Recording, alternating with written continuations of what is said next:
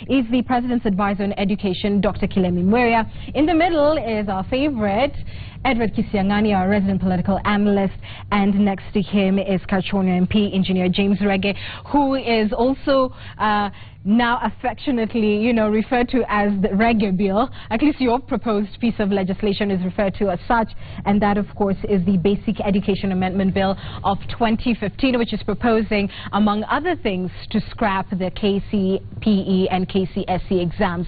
We'll get to that conversation in a little while, gentlemen, but I want to start with the incidents we have witnessed this week pertaining to high school children. We, of course, have reported on the Steph Joy inferno. We have 3 of those students being charged with murder, nothing less than murder. And then again, yesterday, I think 41 students from various secondary schools arrested in Kirinyaga. Officers found bang tobacco matchboxes, allegedly. And this is a little grotesque, I'm sure, for my audience, but nonetheless, I'll read it out just to make the illustration of what was happening. It was allegedly found hidden in one of the girls' underwear. They were also allegedly engaging in a sexual orgy on this Nairobi-bound bus. And when you think about what these young children are being accused of, much of it being actually criminal, some to the extent of being charged with murder. Engineer, is this something that is new to you, or are we witnessing some sort of craziness that previously we haven't seen with children? Thank you. I think it's crazy. It shows that we are not brought up right from childhood. And I think that it's high time that parents spend more time with their children in this day and age time when we have all kinds of digitals on our TVs.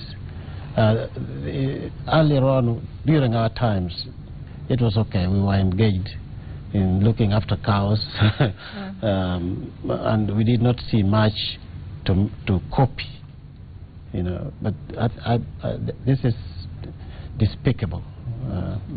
It's not right, and if we don't take action now, I believe it will continue to be an impediment in our society. Dr. Mweria, what is the action we can take? Because guardians feel helpless. Many parents don't have, the luxury of picking even day boarding schools for various reasons, be it geographic or economic, etc.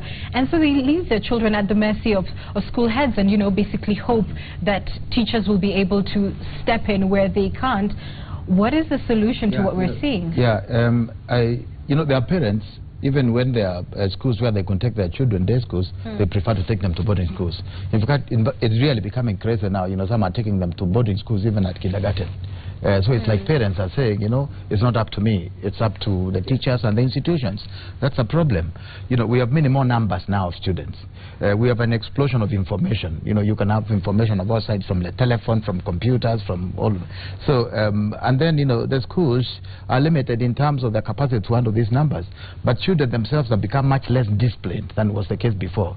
So there are many factors. And you can also say, finally, that it's also really a reflection of society. I don't think we're behaving much better as parents. Right. I think the parents of these days and the adults of these days have many questions to be asked of themselves in terms of their moral standards, in terms of their being quick to be involved in violent actions. I mean, the stories we are reading about pastors and all sorts of people. So it's we have to re-examine ourselves as society. The leadership, the things we do, the economic state, the economic situation in the country, but also the breakdown of morals and the fact that parents themselves are not wanting to take the responsibility that they should take even before they hand over their children to teachers who are spending a lot of time with them. Prof. And when you look at the behavior that we're witnessing with our kids in schools, they are a reflection of a bigger problem, the problem of education in this country. What is required is a total surgery of the whole arrangement and organization of our education system. And just dealing with that aspect of the violence is not enough. So it's a reflection of many things which will probably, as we discuss the bill, they will come out. But secondly, we have a law, Article 53 of the Constitution, which talks about the massive rights of the children. we have not struck a balance to see, even if we are giving these rights to children, what limits do they have? If you look at the constitution of this country, their rights are almost limitless. In fact, when you read Article 53, you realize they are limitless. The rights of children. The rights of children. So they kind of constrain the indulgence of parents, the indulgence of the community, the indulgence of the teachers. So some behavior you have seen, you could call a parent and say, if you are a principal, you can ask them and say, your kid has been seen in bad company and probably smoking bang.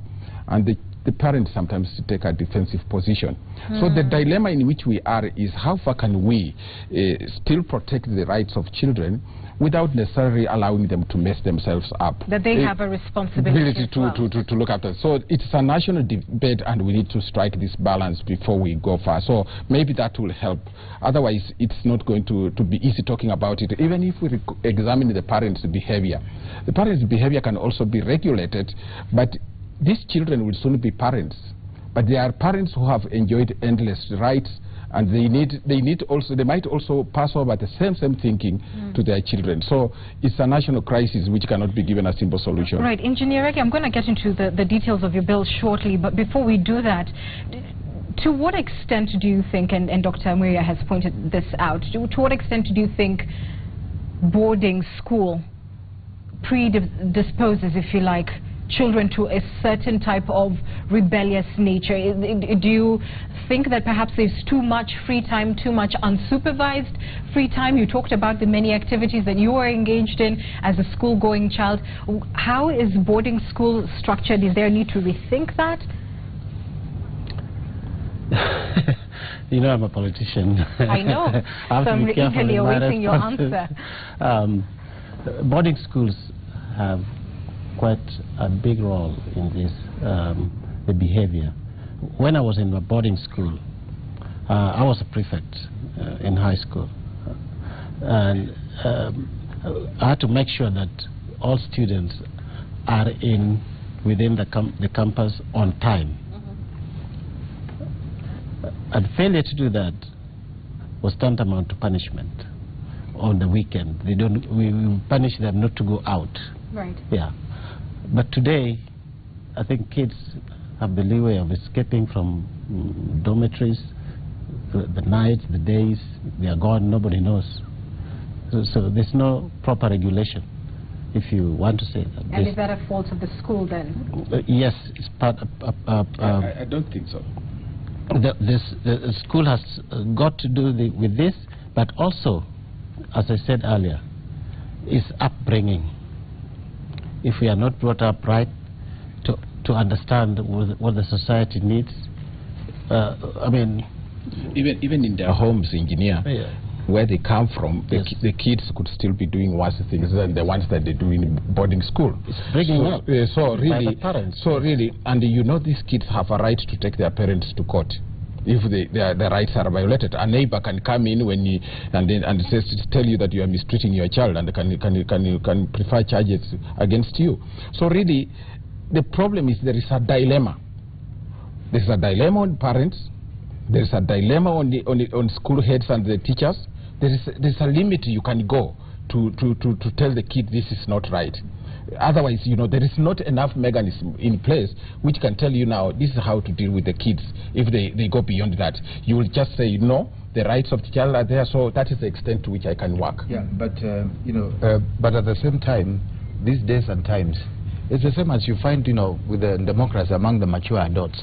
I think they are saying we have too much democracy, and with that comes certain consequences. It's going to be the same with the kids. We cannot talk about democracy in schools. You know, you elect your prefects, you have student leadership councils and so on, and then tell them that we have to limit at this point. So it's really a dilemma, and it's not unique to Kenya. I mean, this has been happening in Europe, in America. Children have a lot of rights. They sue their parents. So this is a problem we have to confront with. It's a consequence of the developments that we are witnessing. It is impossible to go back on. It's a question of, you know, thinking about how best can we adjust to a situation which we cannot control however much we want it. Wow. And I hope maybe we can get some solutions in this program. But Engineer, let me come to your bill. and start from this, that the thinking has been the excessive pressure that is on school-going children to do well in these examinations, and if you do not do well in these exams, then you basically don't have a way out in life. The arts, etc., and other things that are based on skills may have not grown to the extent where people feel you can earn, you know, a good solid living. And encouragement of that sort of training hasn't always been given, I suppose, the sort of prominence that it requires. What is the thinking behind your amendment bill, and what do you think it will change in how we approach education? I'm an industrialist, and what I see in my country, I've lived in Kenya, I've lived in the United States for 30 years, and I can see the big difference. And the big difference is that in Kenya, education, kids they prepare for exams only when exams are ready. They are not learning. Throughout the whole year, they have a lot of freedom not to learn, because there's no final exam. In the US, you do exams almost every 3 weeks and so on, and then at the end of the year, right? And you learn when you're given when you're taught mathematics, you're taught mathematics to be able to use it when you leave school. Mm-hmm. Yeah, in this country you learn calculus in high school. Right. What do you use it for? Use it for designing sailboats, designing heat exchangers, but our kids don't even understand that. So if they're given exams every year, not really exams, but assessment kind of, and they're kept busy throughout the whole year, including mock, including weekly exams, they get used to taking examination and learning properly. They learn to understand where to get information at the end of the year. Okay. Prof, what do you think of scrapping KCPE and KCSE? Does it make a difference? No, you see, we still go back to where we began. There are massive problems in the education sector, and I'm glad that we are privileged to have the advisor to the president. The message I'm giving you is to tell the president that the education sector is in an intensive care unit, and he should take personal charge, because there are so many problems. Scrapping examination is starting to solve the problem at the top. That is just the tip of the iceberg. The problems within the education sector are huge, and that's really where we begin. I was expecting that if Engineer Rege appreciates the scope of, or the depth of this problem, he would have relooked at the education sector. We are not talking about exams. Exams can come 10 times a year or even once, but that is not where the problem is. The problem is on the structure of this education. And I expected that instead of going for exams alone, he should have gone for the basic amendments within the Basic Education Act 2013, number 14 of 2013, which actually has... Yes, the main one, which you are amending, which you are proposing to amend. Yes. There is, for example, the section which is Article 42, 43, 44, which is Part 5 of that Act, which talks about the structure and the system of education. Right. There he would address things about curriculum. He would address about the structure. Do we still want to continue with the 844 program? Because one of the complaints that we have had about this education system is that it does not have breathing events through which it can release pressure like the old system, which Professor Kilemi Mwiria went through, and myself, Form 6, where you could get people at Form 2 breathing, Form 4 breathing. There are events at Form 6 breathing. What do you mean by breathing? There is pressure which has piled, and it puts everybody in one room with less educational oxygen. So then it starts telling them to be released to university through one vent. So the pressure is too much there. You're referring to CPE? Yeah, because you see, I think we must be fair to Rege. Right. You know, there's so much you can do with amendments to a bill in a case like this. Education is huge. Yes. There's only so much that you can chew. Right. And I think beginning with the examinations is one of the aspects that he thinks he can handle competently. And it's when we begin to talk about systems of education, 844, 7423, it's neither here nor there. And I am not convinced that the system I went through is better than the 844 system. Right. Yeah, completely. I'm not convinced. I think the 844 system is a good system. Any system of education is as good as how you administer it and what you put in it. But what do you think of the import of the amendments that he's... That's you know, I mean, you know, I tend to sympathize, you know, I tend to agree with him a lot on this, because our system of education is just about exams. And these exams you come and do 1 day or 2 days, you know, after 8 years, and in secondary school after 4 or 5 years you do one other exam. So in 1 or 2 or 3 days or a week we are determining your fate.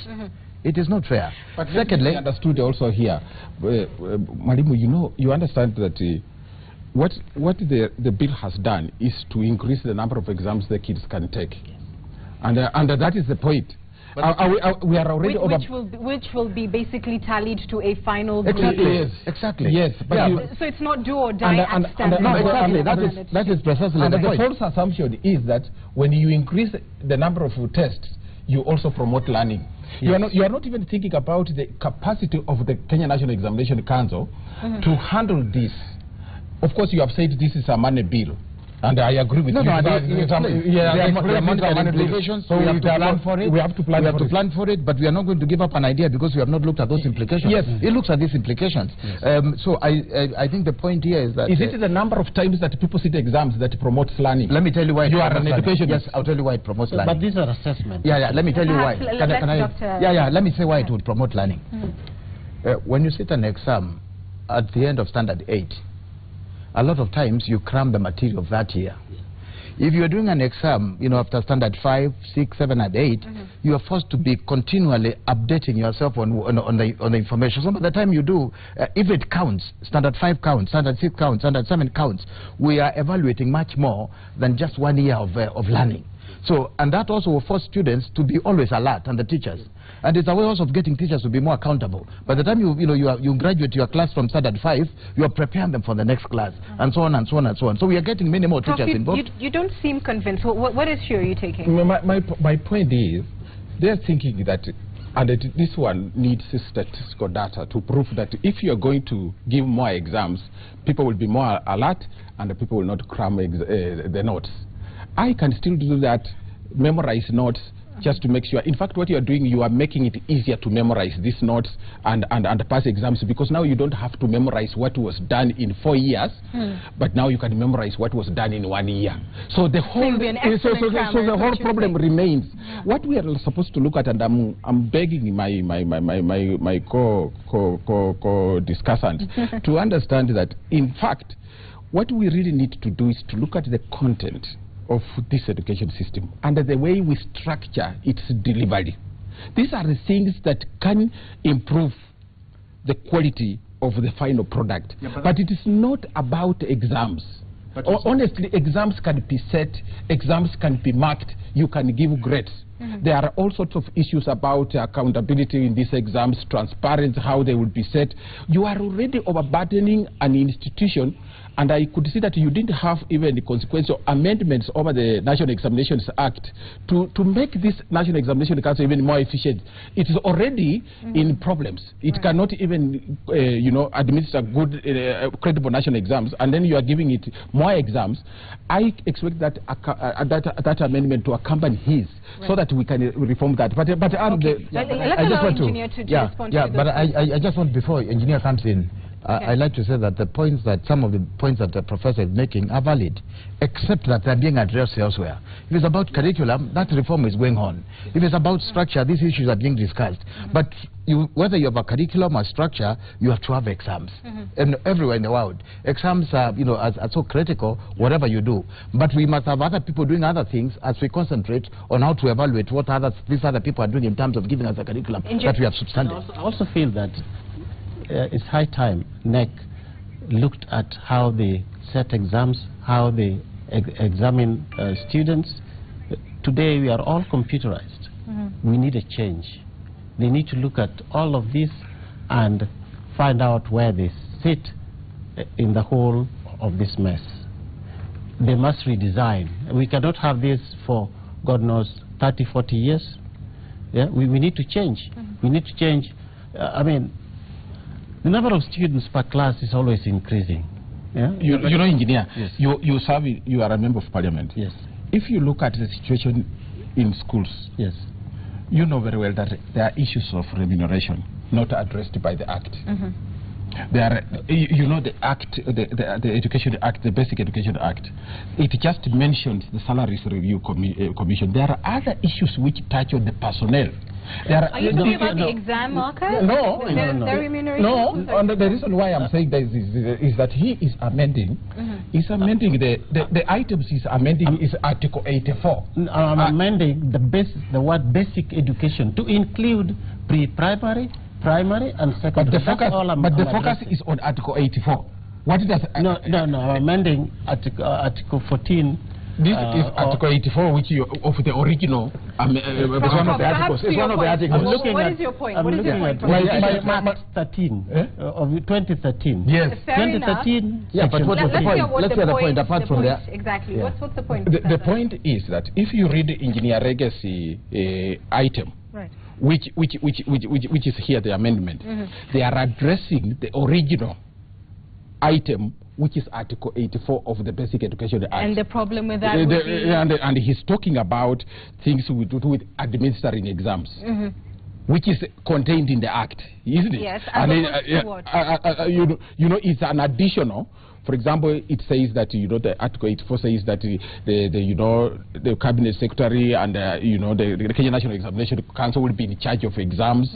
They will set the tests and so on. So what he's doing is doing an additional, and he has done about 3 additionals to that Article 84. As opposed to doing what, Professor? Yes. As opposed to what? What would you have preferred? Yeah. Okay, what I'm saying that what I would have preferred is he should have gone for amendments, not just addressing that Article 84, right, but also address other articles within the Education Act. Right. For example, Article 42, 41 on the structure, because they mention things about structure and the system of education. When you do that comprehensive analysis of the whole Education Act, because it leaves out so many things, such as if you deal with exams alone, you are not likely to achieve much. The crisis in education will continue. So that's why I'm saying that exams alone will not solve the problem. Is the Engineer Rege going to be the messiah who will solve all problems of education? No. Are you going to? I mean, you know, are you the one? We must not lose focus here, Yes. Prof. Yes. We must not lose focus. Rege is saying we have an education system. It has a content. It has a structure. I propose, instead of doing one exam at the end of Standard 8 and one exam at the end of Form 4, let us increase the number of exams, because we are likely to improve the quality of learning. We are going to become a more equitable system. So why don't we just focus? Yes. Yeah, because I've already argued that he has not justified why he wants 3-4 exams, and I asked 2 questions in which he didn't answer. The first one was that where is the assurance that if you give 4 exams within 4 years, there is better learning? Have you answered that? No, it's my belief that that will ensure better learning, because kids will be more alert. And also I'm addressing the Constitution, Clause 53(1)(b), which addresses the rights of students, that they have a right to have free and compulsory education. But I also said, I hope Dr. I must beg your pardon. Thank you very much, Asante, because I just want to make it clear that this is not the only thing which the Rege bill proposes. It has other things, including, you know, having instead of a polytechnic that is set up in each constituency, is that right? And a talent academy as well. So there are many other things, in compelling the cabinet secretary to ensure that anyone who meets the requisite grade actually makes it to transition to the next phase, be it secondary or tertiary. So there's a lot in it, but gentlemen, we must wind up, and I just want to wind up with another issue that is plaguing, if you like, the education sector, at least to the extent that the Kenya National Union of Teachers has been able to articulate it, and that is the exception that they take to the Cabinet Secretary Jacob Kaimenyi. And we're seeing this often in as far as this Jubilee administration is concerned, that various institutions that are to work with them are taking exception to the person, to the figurehead that is holding these dockets, and always alleging a similar word, which is arrogance, which as you know, I'm not quite sure how you measure that, but to the extent that personality may be clashing with the ability of some of these high office holders to discharge their duties, or at least be in a comfortable working relationship with others. What do you think, Prof, of what Nat said today about Jacob Kaimenyi? Has he been an impediment to the rights of teachers, to getting sort of a good working relationship between the government through TSC, ETC, and the Union of Teachers? Or what's your take? I'll be very brief there, but just no, Prof, I don't want you to digress. Because you have mentioned something, I will beg you. I'll just say that with regard to his bill, because we won't go back to it, there are issues of discrimination that we really need to think about. Talent Academy, whether it promotes discrimination, the question of private and public schools, whether they create discrimination according to the Constitution, is up to him to think as he... They do. Because he might improve the bill. By the way, this bill will go through 3 readings. Yes, okay. And the so let's go for amendment. So let's go to Thank you, Prof. My question. And I think what Prof doesn't appreciate is that we are talented in different ways, and that not all of us are good in book knowledge. Right. There are people who will be good in sports, they'll be good in music, they'll be good in other things, they'll be good, as vocational, as carpenters as well. We must give them a chance. It goes without saying. But so to your question. Yes. This is the second time I think we are talking about the issue of the problem at the education sector. The problem with the education ministry is that I have said it before, we don't actually have the right person for the job, and I will not change that view, because some things that are being said, he does certain things and they just shock you. One of the things, remember, Anne, about a year ago, he gave an ultimatum to vice chancellors to account for the money they used. When at the heart of the strike, and he just came from nowhere and said, the money from self-sponsored programs, you go and account for it, and I want it in May. Right. He has never done it. Today, he has issued another directive. Yes. He has told the head teachers to publish annual audited reports on the doors of their classrooms or their offices. Yes, financial reports. Financial reports. Yeah. Now, and then a month ago, a week ago, he issued a statement about mocks, and he said it should be abolished because it causes probably strikes. He said it's a proposal they're considering. Yes, and he was unhappy with that. So you see, some of those statements require educational data. First of all, even if you are issuing directives, these directives must be implemented. If they are not being implemented, you are making noise. And this is what he has been doing. Second, when you think about mock in the way he thinks, you must also have data that this is what causes. If you talk to an educationist like him, who is seasoned, probably he will not agree with you that mock exams are the cause of what? Of these strikes. So in the end, I think that my position is that the conflict between NAT and the KUPPET on one side and the Minister of Education is a reflection of lack of wisdom in the leadership at the Jogoo House. So since he's against the advice of education to the president, he should tell him to look for a different person to look after that, and probably appoint him because he qualifies. Tell the president. Yes, appoint the president because he qualifies. I know him. Like, after all, I am advising. Yes, please give me the job, and you will do a better job. Oh, wow. So will you be telling him that? No. What I would like to say is that I think we need to begin to think much more about how we can come together and talk. Yes. I think we need to be more talking. I think Professor Kaimenyi and that NAT and KUPPET and all stakeholders should meet more frequently and ask questions about why is it that we can't get this, why is it that we are getting it wrong? How can we work together better? I think it's not a fair question, to ask him, but he's a professor university professor. He has had a lot of experience in education. Right. It's a difficult ministry. Okay, and you, sir? I believe Professor has a lot of tools to employ in addressing these stinging issues at the ministry. But I'm doubting whether he's using them. And I will agree with the professor that he needs a lot of dialogue. There was an impeachment motion against him in Parliament. How did you vote? No. And I'm just hoping that you'll be honest, sir. No, I could not impeach him. You did not because vote I for think it. I think there's room for dialoguing. All right. Yes. And on that note, I will wind it up. I thank you all for your views. We're taking a short break. We're back with the business news after these messages. Thank you, sir. Thank you.